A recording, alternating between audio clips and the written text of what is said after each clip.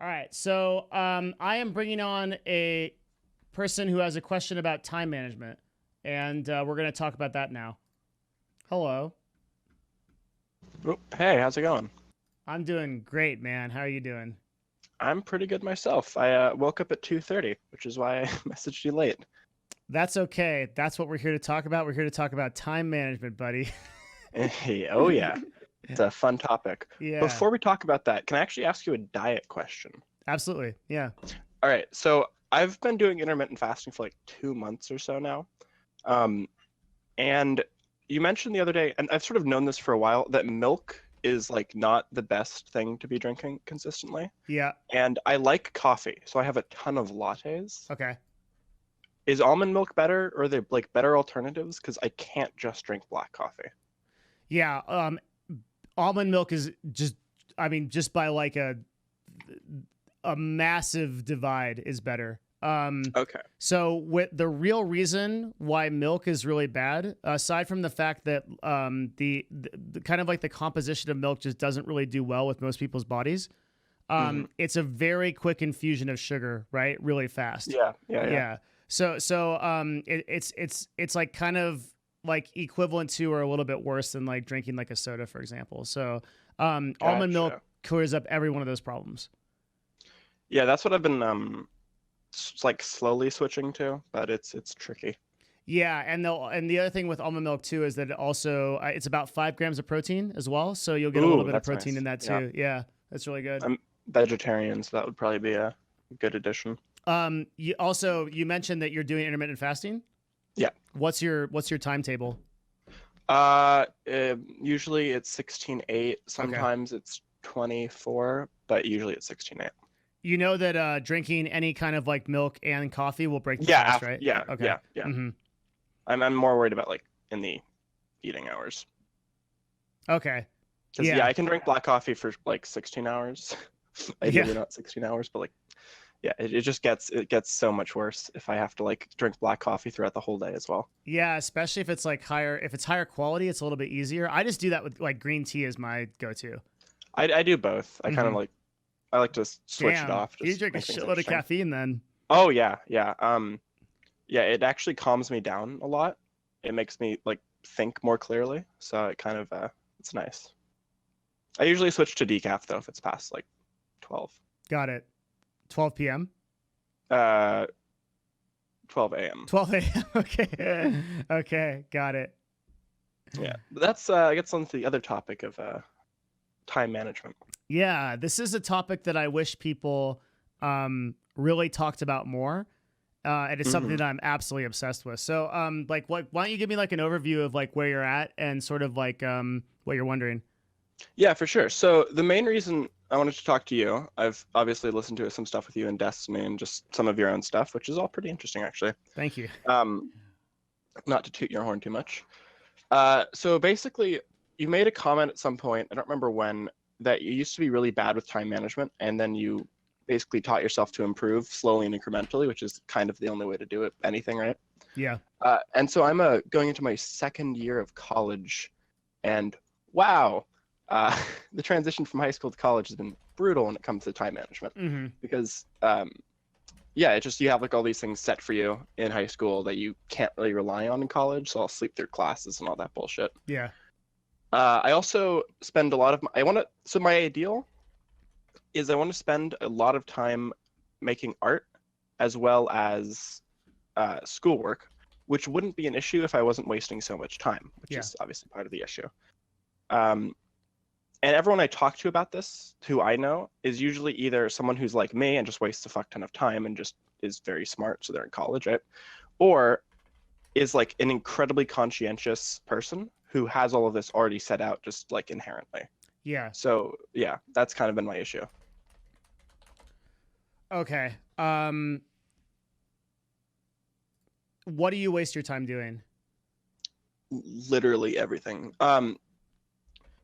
So generally speaking, it's not necessarily so essentially I'll have something I want to do and I'm sure a lot of people do this kind of like scroll through YouTube and find something interesting instead or Yeah.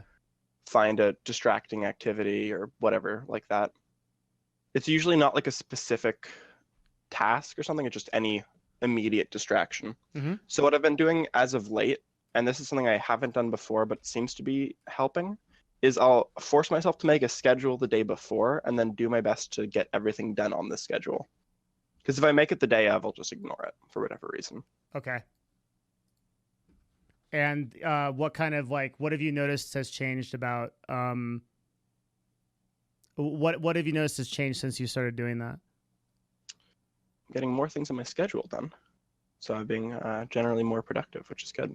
If you had to put a percentage on, or actually, no, let's do a little bit easier. Like, let's say you put an honest hourly assessment on how much time you're wasting versus, can you give me like a guess of like what that would be? Yeah. Obviously it's summer right now, so I'm not in school, so that will make things kind of exponentially trickier. But so maybe I do 2 to 3 hours of kind of like chores or work, and then yesterday. So like what I'm saying 5 is hours of I'm just trying to count things up. So I did 5 hours of drawing, 3 hours work. So maybe like 8 hours, which were poorly optimized. They weren't necessarily. I'd say 4 hours were wasted. Maybe 4 hours were just not ideal. Okay. So you have 24, and I'm taking notes. Sorry, that's why I'm pausing. So you have 24 hours in the day. 4 hours of it were wasted. 8 hours you are sleep, wasted sleep. You sleep 8. Which Yeah. Yeah. Okay, so you have 12 left. The other 12 are productive in your view? Not necessarily productive, but they're getting things on my like list done. However productive that is, obviously. I mean, that's pretty good. So to give you like a kind of perspective on like the stats, the average human being wastes 6 hours on content alone before anything else, right? So just like YouTube, Twitter, things like that. I'm sort of cheating because it's summer and I can pretty much paint for as long as I want to. And I'll just listen to YouTube videos and stuff in the background, which doesn't distract me from the painting. So I get that 6 hours in, but I'm doing other things that I feel productive about. So is this more relevant when you are in school and you have to balance it's mostly in school things? And I have to balance like challenging schoolwork, wanting to paint, and then not spending 3 hours on like a Thursday night watching YouTube videos. Got it. Okay. Yep. I definitely think I can help. I'll provide a little bit of context for like what I was probably talking about with Steven at that point. And I think that should help like kind of set up. And then I'm going to give you some like really objective stuff that you can do. Like literally, I don't like the kind of like self-improvement, personal development stuff that's like, just like imagine it in your head and like work harder. That's bullshit. Yeah. Most people don't understand how freaking crazy the problem of procrastination is. And this is really what we're talking about. So the time management issue is actually a procrastination issue. Yeah, more. Okay, so we don't have to like really cover that, but the short of it is for people on YouTube and for the stream, the short of it is that if you're not managing your time well, what you're doing is you're putting things in front of the things you need to be doing to avoid doing them, and almost all of us do this to some extent. I think everyone does this to some extent, even the most highly productive people. Okay, so to kind of like back it up a bit, when I started doing this, I was probably procrastinating, I would say like 14 or 15 hours a day. Pretty easy. And so that, I mean, was this in college or outside of college? In college and then before also. Gotcha. Like to the extent that it was like amazing that I was even starting businesses. By college, I had kind of become self-aware that I had a serious problem, and I started taking steps to address it. But it took dozens of books. It took all kinds of like research and all kinds of experiential stuff to get there. I have like a chronic procrastination problem. I have that as well. Yeah, it's and so most of the stuff that I've tried to fix it has not worked. Because it's like your mind is going to do everything it can to like fight you into submission, right? And it's literally like I just did it this morning where it's like I needed to write an outline for Twitch Discovery for a call I was going to jump on. And I was like, man, I really wonder like what the Tyranids are doing in the 8th edition of Warhammer 40K.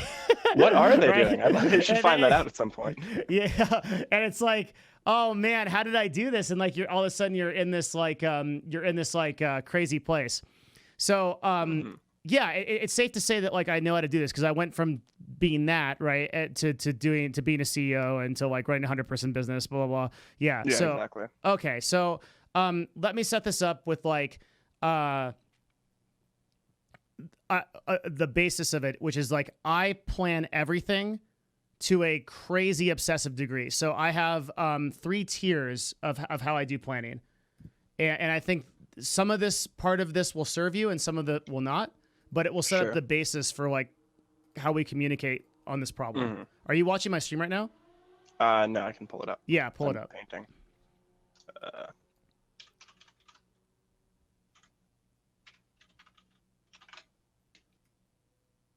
All right. Okay, so I'll have 3 tiers. I'll have yearly, monthly, and then daily. Okay, and my year goals are usually like huge. So this is about goals first because goals are really objective goals are really important. And what I mean by for every day, and I'll break it down and it'll start to make sense. But what I mean by an objective goal is I want to lose weight. This is a shit goal, right? It won't accomplish anything. But I want to lose 15 pounds in 4 months doing racquetball every Monday, Wednesday, and Friday at 8 in the morning. That's an objective goal, right?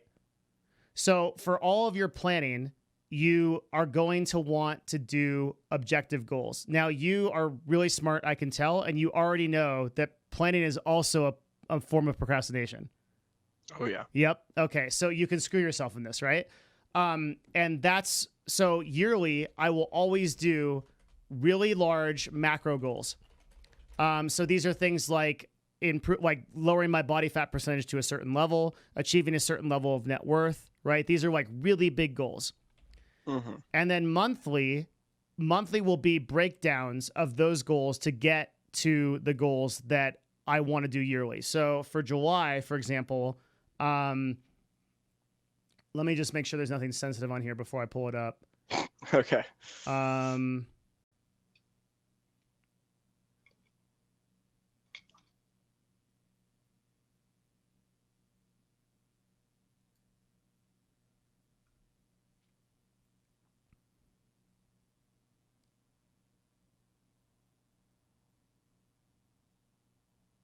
So I like need to read the whole thing because there might be financial goals in sure. here. I really don't want to be on streams. Just give me a second.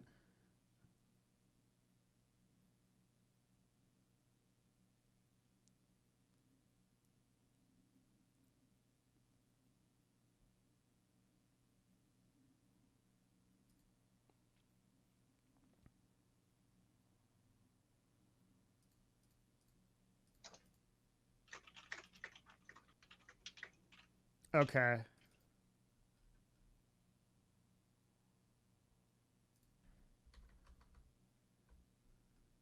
Worst comes to worst, I can use my imagination.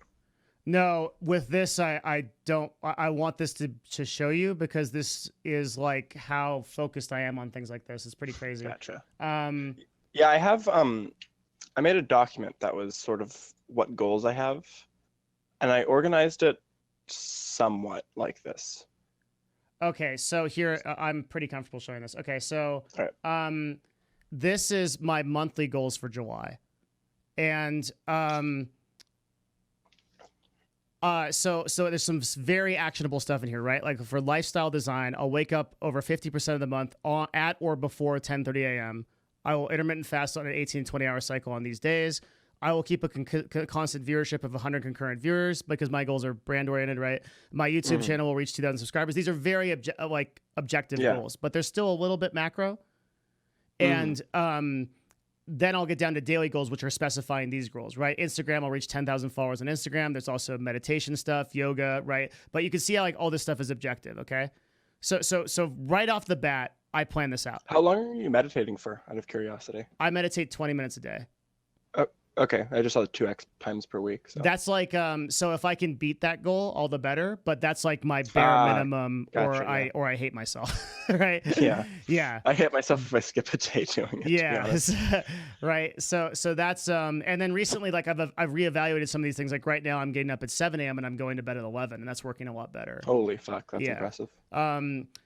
But these are just kind of give you an idea of like, so these are very objective, like extremely actionable things, right? I'll post at least 1 image a day, under the new algorithm, like preferably 2. I'll post 1 tweet a day, right? These are things that, I'm really like working to do that are objective. Okay. Yep. Okay. Then, on daily goals, I'll have, I'll just like write out a sample one. So what I'll do is, and this is where I want to start introducing you to like objective techniques. Okay. So so that we'll say monthly is like less macro goals, but, still spanning like 30 days to take to complete. So your example of your goal may be like, you take the total hours that you might want to paint per day and then say, okay, I'm going to do a minimum of this in the month.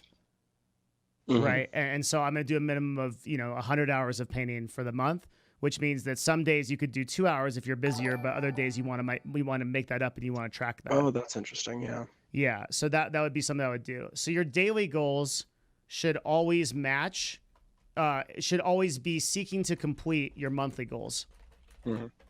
Okay. And the big one I want to introduce you to here is called the 1 hour challenge. Yeah, I saw.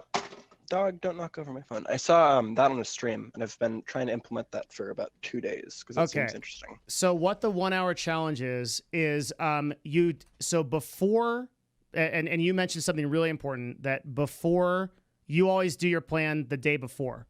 Yeah. You should absolutely Otherwise, do that. I just won't do it. Yep. Yeah.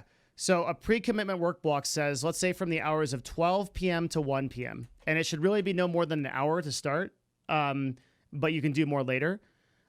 This is a time where I'm going to eliminate all distractions and I'm only going to work on this thing. And so for daily goals, I have what's called the Vital 3. And the Vital 3 are, what are the 3 things that if I make that like if I complete would make the day totally worthwhile. Okay, so if I just, and it doesn't, I actually have 1 thing and then I have 2 things to focus on because 3 was too much for me. But I usually recommend the Vital 3 and we see if that works first. If it doesn't, you go to 1, okay? So, and you actually answer this question in your goal sheet. So in your goal sheet, you write this question and then you answer what is going to make the day completely worthwhile, right? Yeah. And then you focus on doing that. Most procrastination, I think, starts at the top of the funnel level. It starts because you are trying to focus on and do too much. So those 3 things might be, and you'll have your own barometer for how you progress in painting. So it might be like, I want to complete, this aspect of this painting today, or learn this, like this I think the first goal for me will always be to go to class on time and stay till the end. Okay, so that's good. That's harder than I would like to admit. No problem. It's hard for a lot of people. You're like, and that's the other thing is like, don't victimize and demonize yourself. And understand that you're so far past other people who are having this problem but not acknowledging it. Like you're not like a weird. It took me a long time to get out of that. Like you're not like this like weird like autist dude who like just can't function in society. This is a huge problem for a ton of people, increasingly too. For sure. Yeah. Okay, so that would be, I want to go to class. So I will attend, XYZ class on time at X, right? And pay attention, and like I usually like add an emotional component where it's like, and I'll pay attention in the process, right? 1 sec, I'm gonna write this down so I have it for later. Okay. And then maybe number 2 is like I'll do this painting thing, or number 3 is I'll do my homework, right? So you'll commit based on your schedule to a pre-committed block of time. And then Yeah. you have to be absolutely draconian. I use an app called Stay Focused. Is that the tree one? It's a Google Chrome. No, that's Momentum. What Stay Oh, okay. Focused does is it will actually physically block you out of websites on your computer. Ooh. And during your pre-committal work block, you cannot in any way, like basically, okay. This next part's going to sound a little bit kind of harsh / crazy. You have to get really emotionally charged about why you're doing this. And I do it very hard for me. But yeah, okay. I know. So I'm going to help like with that because it's hard for me too. The way you do this is you actually write it out. And I do this every month, at least every month, where I write out. So one of my huge goals, speaking personally, is I want to be an influential and successful broadcaster on Twitch. It's really important to me. And what I do every month is, I also do this for fitness, I do this for everything, is I literally plot out that if I don't do this thing in a year, where will I be? How will I feel about myself? Like, let's just imagine that I don't work out physically for a year. How am I going to feel? What are the things that are going to be kind of going wrong? How do I feel when I wake up? How do I feel when I move? Then I branch out 5 years. Now it's like, what does my family start thinking of me? Right? Like, what do my friends think of me? And, not doing anything. And you get really, really, really deep into this and you get really emotional about it until you're out 10 years and you're saying, okay, at this point, I've basically ruined my own life because I couldn't commit myself to an hour of time every day. Sure. Yeah. And that's what's going to fucking happen. Like, don't kid yourself. It's not an exercise, right? It's literally, that like you will not accomplish your goals and your life will be worse because you can't control yourself. Mm-hmm. And that's a horrible thought. Like, because the real scary thing and the thing you have to keep in mind is that, like, we're running out of time. Yeah, we all are. Yeah. We're going to die at some point. Who knows when? You don't know when. And so you could have another 40 or 50 years to accomplish your dream. You could also have another 40 or 50 minutes or seconds. Right? Yep. So you have to get really emotional about why you're doing this and why painting or attending class or whatever your goals are really important to you. And then that emotion has to fuel into the pre-committed block, and you cannot allow anything to invade that time. And if you do, it is a personal affront to yourself and you are a total failure.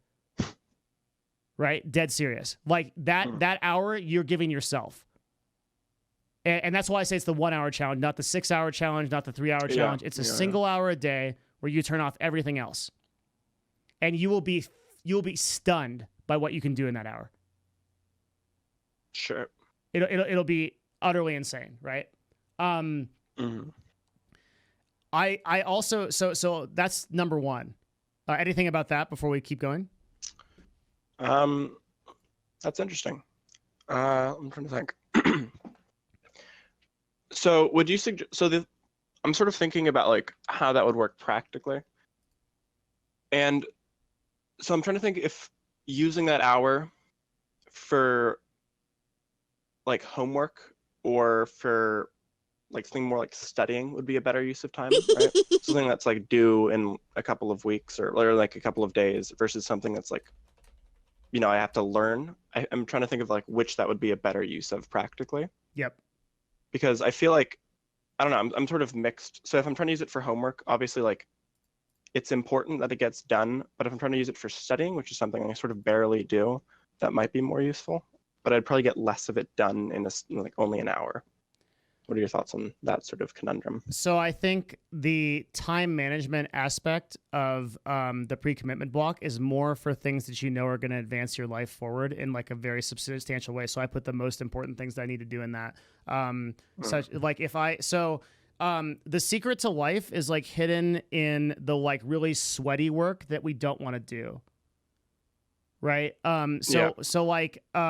Actually streaming does very little for me. Right. But if I spend time offline, improving my Discord, advertising on Facebook, advertising on Instagram, and like doing the work, like that's what's going to make it successful. It's not the actual active streaming, right? In the same way, there are things in your life that are going to be force multipliers. And then so I want to go into the next section, which is just like how in general to like get to the point where you're actually like doing kind of like roundabout things like schoolwork and stuff like that. Gotcha. I can tell you that the number one thing we're going to have to talk about is your sleep schedule. Yeah. Yeah. You already know it, right? Sleep schedule is kind of challenging for me for a couple of reasons. I've literally, since I've been like a baby, I've just not had a good sleep schedule. So I think it's more a matter of, I guess, trying to make it as efficient, like as decent as possible. Like I don't think I'll ever be able to get like an actually good sleep schedule, which I'm sort of okay with at this point. But I guess finding ways to make it a little bit less absurd might be good. Yeah, it's really tough. This is also a problem that I've struggled with for my entire life. And like, I was a person who was going to bed at like 3 or 4 in the morning when I was very little. Right. So it's like kind of like ingrained in me. Sleep doctor. This is a problem. So there's 2 possibilities here. Either I don't have the solution, or the only way I know how to do it and the way that I've done it for myself. So at CLG was the first time that I really like tried to do this. And I consistently went to bed at like 12 or 1, woke up at 6, went to hot yoga, did that for 2 years. And then I took a pretty big break because of the mental stress of doing that when I got back up here. And now I've like pretty recently gone on a schedule where I was getting up at 10. And then I decided pretty recently, I was like, okay, I need to get up early. The only way that I know how to do that is to shut myself off from all things at a certain time of the night, under the understanding that I think like productivity ends at a certain time of the night, and you're not likely to get like much better things done. For me, at least, when it maybe goes past like 12 a.m., I don't really work that much. So I usually get most of my work done past 12 a.m. That could be only because you're procrastinating, so you have to get it done then. It's sort of a mix of that, and yeah, it can be both without a doubt. Yeah, with the sleep schedule thing, I would do 2 things. One is I would actually, and this is going to sound kind of crazy, but I would actually like check out the your biology on it. And I would go see probably a specialist. Okay, so for reference, I've last semester I was taking I don't remember the exact name. It's a sleep medication, but I'm gonna try my best to avoid taking it because it basically just feels like shit. For sure. Yeah, so I'm gonna try to avoid any sleep medication kind of things. And outside of that, probably the best advice that I have gotten was like, turn off your blue light. Try to like not work out or whatever before sleeping, that kind of thing. Yeah, I would say, so look into, do you know who Tim Ferriss is? No. Okay, so Tim Ferriss is kind of a self-improvement guru. I mean, he's legit. Like he's written like 4 New York Times bestsellers. He's a millionaire several times over. He's a very successful dude. He has a lot of really good stuff on. If you just type Tim Ferriss sleep, his blog should have in 267. I'll link it to you right now, and I'll also link it to chat. 7 hacks he uses for better sleep. That looks like a blog post, but this one here in chat, and I'll link this to you on Discord as well. This one here I've used personally to great effect. Gotcha. And it's a podcast, but in it is a lot of stuff that he personally has found has helped him with this problem. And this is a dude that has helped, I mean, tens of thousands of people with problems like these. So I think he might be able to provide some resources. But yeah, what works for me is like 11 o'clock comes around, I turn off my computer and I sit in the dark. Oh God. Yeah. I mean, I don't know what else to do, dude. Like again, like I may not be completely informed on this subject. And like maybe there's some answer out there. I eliminate my blue light, and then I'll usually meditate. But then one thing I know for sure is, and this takes a lot of self-discipline in of itself. I will set my alarm when I want to wake up at some time. So right now I'm waking up at 7. I'll wake up at 7, no matter how little sleep I get. And I'll just trudge through the day until I get to the next point where I can sleep. And then I'll do that again and again and again until I either kill myself or I get on my schedule. Okay, so 2 comments. Yeah. One, I think a huge part of it for me is I have a really hard time waking up, which makes that a lot more challenging in some respects. Okay, I have something for And that. the other issue is once you kind of like kick off, like you're on a good schedule for a couple of days or whatever, and then you like fuck it. What are your suggestions for getting back on to the schedule? 2 things. I'm going to link 2 things. They're both from a guy named Steve Pavlina. The first one is how to get up right away when your alarm goes off. And the second one is how to be an early riser. And both of these have objective things in them that I never tried before. So what he suggests in this is there's a way to actually role play. And what you do is you will get in bed, and then just not like you're really getting in bed. You'll literally just get in bed, and then you will set an alarm, and you'll pretend to sleep for 10 minutes. And then when it happens, you'll practice yourself getting up, and you'll go over and you'll shut off your alarm, and you'll wake up. And maybe you'll do like one routine, like it could be some kind of like breathing heavily or like jumping up and down, but you'll do some kind of routine. And it sounds crazy, but if you do this a lot, you'll actually rewire yourself to get up in the right way. Does that make? I don't know if I sound like a crazy person. I mean, you do, but it makes sense. Yeah, okay, so the sort of like explanation behind this is our brains are repeat things. Plastic. Yeah. Yeah. So like we if you get into, that's what habits are, right? So basically you have a habit, believe it or not, you have a habit of like turning off your alarm or that sort of like heavy sleeping feeling. It doesn't seem like a habit. It seems like something physiological, but it's not. I had the same thing. And it was like the hardest thing in the world for me. Like I would like, dude, like people would be like, oh, just turn off your alarm. I would, or just like, don't hit the snooze button. I would not even be conscious. Yeah. No. I would not even be conscious that I even ever hit the button. I'd wake up at 1 and be like, what the fuck happened? Yeah. I usually try to put my phone on the other side of the room, and I'll still like wake up 3 hours later and the phone will be like underneath my pillow or something. I'm like, all right. Yeah, that's fair. Yeah. So the way that I beat this was I did this role playing thing, and I did it for several days at a time. It actually didn't even take that long. It took like a week. And like then it's really weird. Like there's something in your brain that knows that you're like reprogramming this, and somehow this works. It's like, and the full blog article will give you much more detail on it. Hold up. I want to respond to someone in chat. Ryman Zeta. I use the app that forces me to solve arithmetic problems and memory balance problems, and I still will sleep through it. Yeah, it doesn't matter. I'll do them and then fall back asleep. Yeah, it doesn't matter. It doesn't matter how crazy it is. What's happening is the problem is, okay, you're working against the system that we're talking about now, which is like you're in this example, you're programming a habit, but in the app that forces you to solve problems, you're just reinforcing a habit. So you can get to the point where you can do arithmetic in your sleep, right? Using the same mechanism that you use to actually train yourself to wake up in the way that I'm talking about. Probably do both. That way I can improve my arithmetic and wake up.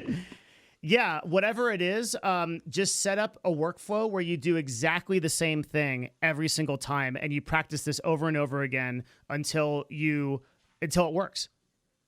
And you will be like, I swear, like it's worked for like so many people. I had never heard this advice until I read this post. Yeah, neither have I. Yeah. That sounds interesting. Yeah. Definitely something worth trying. Yeah, and then read the whole post too, because it goes into some kind of like visualization stuff and a couple of other ways that you can improve your behavior around this.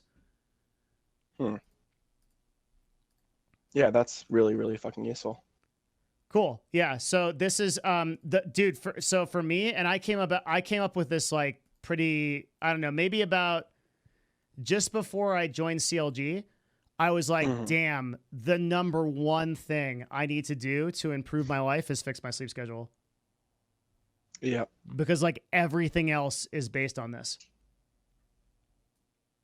Yeah, Like I wake it's up at pretty 7 in the crazy. morning and my life, like I did it this morning and my life was fucking amazing. Like I went for a 7-mile run. I did kettlebells. I did push-ups. I drank plenty of water. I had plenty of time to prepare for my meeting with Twitch and then like last week, and this is what made me want to change it, right? Like I woke up at like 1:30. My stream's in 30 minutes. I have like all these people in my Discord being like, hey, like, you're streaming, right? And I'm like, oh my God.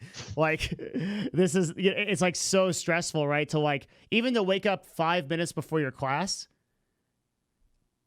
I feel like it has an enormous like mental stress on you. It definitely does. Yeah. Yeah. So that's how I would answer that question. This was the only thing that I could do. I tried everything. Like, you can try some of the, and I totally agree with you. Like, I would avoid medication in this case, and like things like melatonin and stuff that can fuck up your hormone levels, if at all possible, right? Yeah, I did melatonin for a couple of years. Yeah, I tried that too. Yeah, didn't really do much. Nope. Yeah, it's you have to look at yourself as sort of a program. Yeah. And that you can be reprogrammed in certain ways, and that no matter how far down the rabbit hole you are, I use a concept in self-improvement called levels of complexity, which is I think the vast majority of people start out trying to improve themselves doing way too much. Sure. And the first thing I ever did to like improve myself was like I was like 199 pounds. And I was like, I have to change my life around this. So I was like, I'm going to eat 1 salad a day. I'll do everything else the same. And from that point on to now, I've just very slowly and very gradually added things. And so the thing that a lot of people run into is, why do I keep going back? Like, why do I keep rebounding back into these like seeming like endless circles where it's like, okay, I'm on a good track for a while, and then I just back up and now I'm doing nothing again. It's because you're trying to do too many things. That's pretty interesting. Yeah. I was sort of similar until like sophomore year of high school or junior year, kind of a mix, probably sophomore year. But I used to be like, I didn't exercise. I was not quite like overweight, but I was like borderline overweight. And then I just sort of, there was some research that basically showed how running improves cognitive function, and was like, all right, exercise in general. Yeah. Yeah. Well, yeah, aerobic exercise in general. And so I basically just tried to schedule myself for like however much I could do 3 times a week, and I've kept with it for the most part. I've become a little bit lazy as of late since I don't have since I'm not actually on campus right now. I don't have any like specific running path, unfortunately. That's another interesting thing is you look at the things that you're doing successfully, and then you figure out why those are working and then why the other things are not. And you'll, so with procrastination, you'll always come back to meaning, emotional meaning. So if you're not doing something and you are doing something else, it's always because you attach more meaning to the thing you're doing than the thing that you're not doing. And this is a very weird concept because if you're like me and like you've had this kind of like chronic procrastination problem, there are times where I'm browsing a YouTube video and I'm screaming in my head, like, work, what are you doing? You know this is wrong. Like, fix this. This is horrible. You're fucking up your life. Yeah, like, and I still can't do it, right? But even still, the meaning that I'm ascribing to that is fear. That's the real truth of it. When it comes, this is like the heavy meme, right? Is like when it really comes down to it, it's the fear. The meaning, me being afraid, in my case, of the failure, the potential failure and the fallout as a result of that thing is way scarier to me than doing the thing. So until you balance those meanings, you won't succeed. But like this is the core emotional thing is like what you have to get right no matter what. I can't give you any techniques that'll work until you do that. Yeah. I'm going to link you another talk. It's also by Tim Ferriss, but it's for fear setting. And it's a TED Talk, so it's pretty quick. And it goes over kind of an exercise you can do to kind of like work through this. That's that. And I think this should be really helpful. I do this exercise once a month.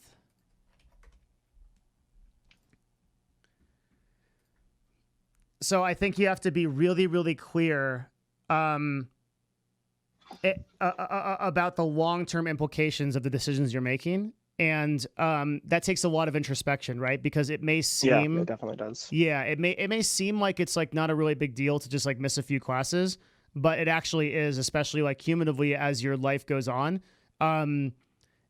Oh man, Sevidus is a really good friend of mine, another broadcaster, and yeah, I've listened to some of your talks. Yeah, it's interesting. He has a really powerful thing where he says that he feels like every time he's a community leader, and he says every time the reason why he logs on time, and the big motivation for him is if he doesn't do it, he feels like he's letting down other people, and with the responsibility that he has to be that entertainer and that informant. So that made me think, like, what if I didn't stream today and I didn't have this talk with you, and there was one person in chat, or even you yourself, that was like really benefited from this?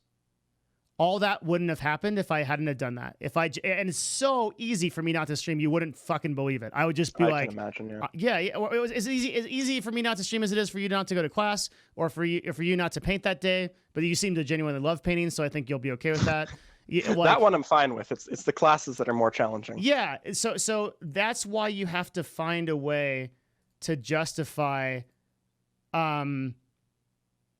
what you're doing and why it's important. And so with classes, it can seem like a really pedantic and kind of pointless thing. But I think if you really apply yourself, you'll find a way to do it. And then even if it's like a useless class, maybe you can bring your laptop and you can work on something that you really want to work on instead. Sure.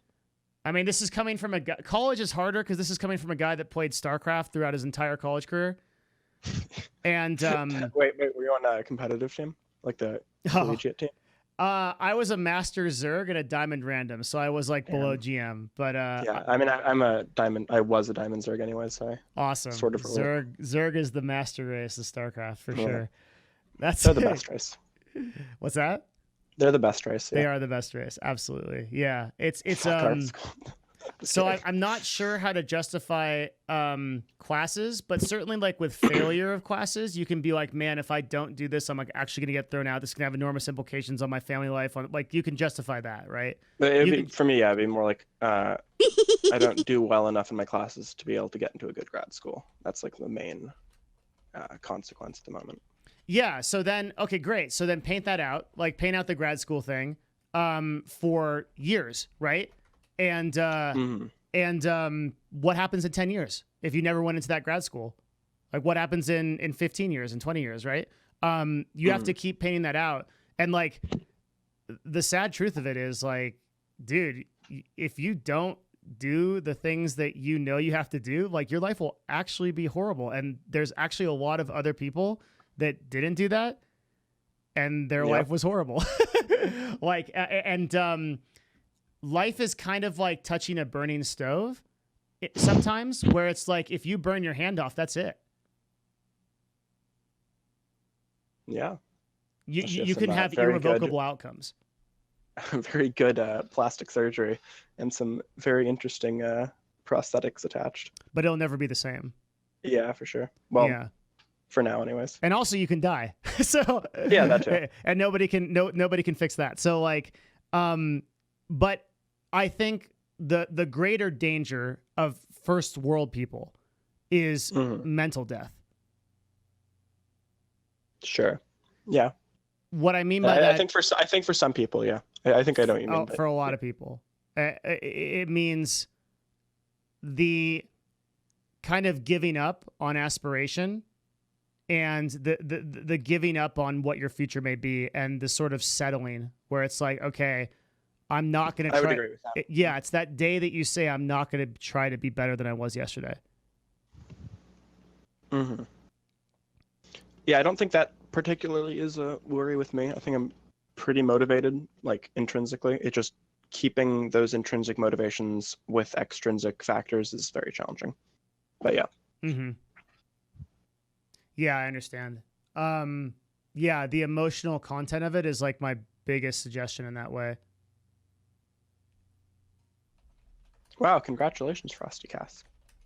My dude, Frosty Castbot, he's a long-term viewer of the stream, my man. I usually don't chat that much when I'm doing these, but yeah, dude, congratulations. You should stay on our Discord, so that we can keep up and stuff. Please do. Me? You too, but yeah, I was talking to Frosty. Oh, okay, yeah. I was like, wait, what? Mm-hmm. Yeah, so those are some of that's a lot of stuff. Like that's probably, there's other stuff, but that's probably like where I want to leave it right now. And we can also do a follow-up, but I think the 1 hour challenge for like critical things you need to do, the emotional commitment, and then for the actual like objective stuff that you need to do, I would look into the links that I provided you. Yeah. I think those are really important. Yeah, thanks, man. This is pretty helpful. That's what I'm here for, dude. I hope I could help even like a little bit. It's one more thing. Mm-hmm. It's a long road. Oh yeah. Yeah, it's like just rot with failure, going back and forth. But I promise you, as long as you continuously say, "I'm gonna be better than I was yesterday," you will be.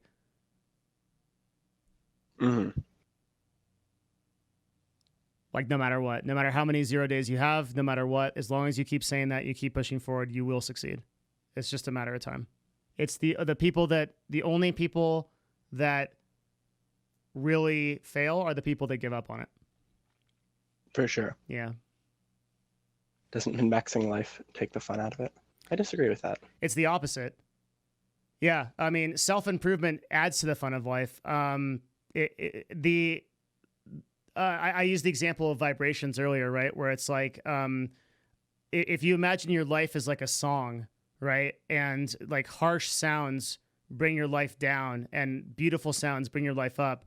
As you increase your life in this way, your song gets more and more beautiful, and that radiates out to other people, and that radiates out to yourself, and the internal feeling of knowing that you're living a good life and knowing that you're doing everything you can to try to succeed in the way that's important to you is the ultimate happiness.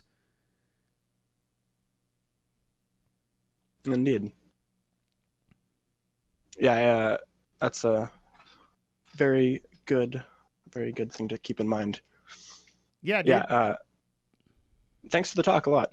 Yeah. If you ever want to talk about like life philosophy or hallucinogenics, by the way, I'll be interested in that as well. Got it. This is more of like a sort of, I have different objectives on this stream, which is more of like answering questions like this. I figured. But maybe, yeah. Cool. Well, dude, I hope I could have done something. And I just like keep me posted on your progress because I'm like really interested in what happens. Yeah, will do.